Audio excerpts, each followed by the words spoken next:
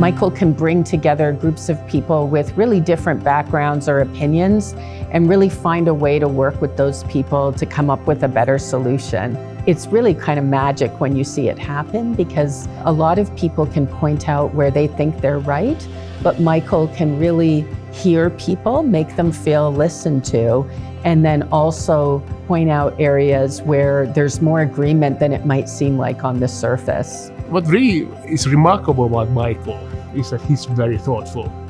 I mean, he's obviously very gifted academically. So he's an academic in disguise. I think my Haskayne education prepared me quite a lot for my career.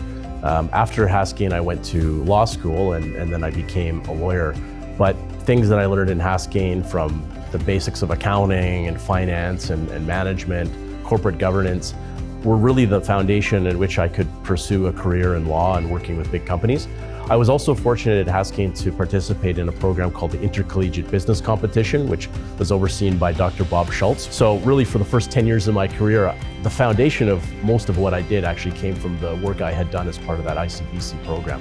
In 2009, when I first really became interested in sustainability, my law firm supported me to do a Master's of Law, where I focused on the relationship between legal standards and sustainability standards.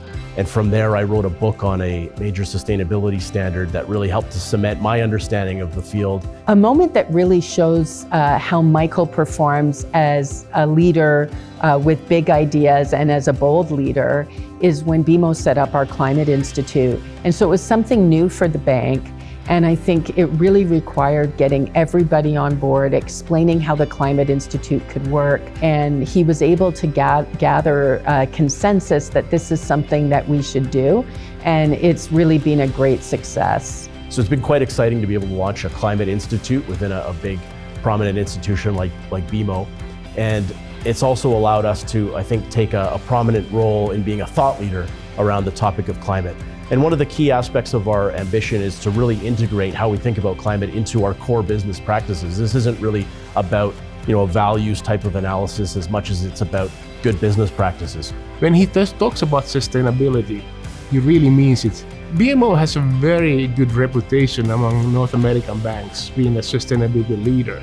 And since Michael is the Chief Sustainability Officer of BMO, he's been driving this change.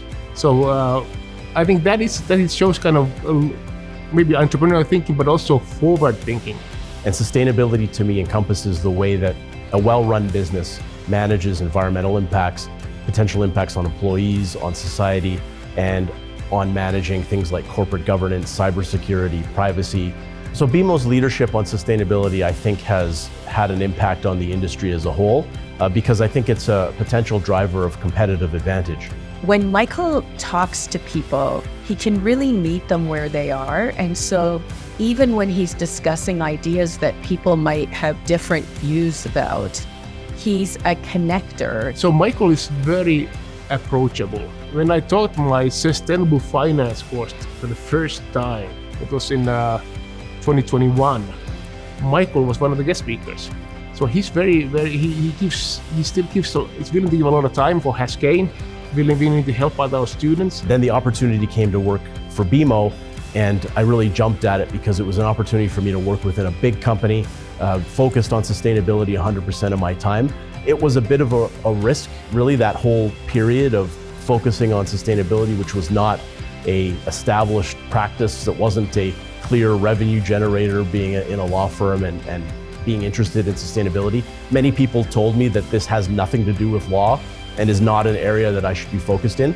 But I just was really drawn to the topic. I had an interest in it, and so I pursued it. And in hindsight, it clearly is a topic that's very relevant to both law and business. And I've been able to develop a niche by being one of the early practitioners in this field.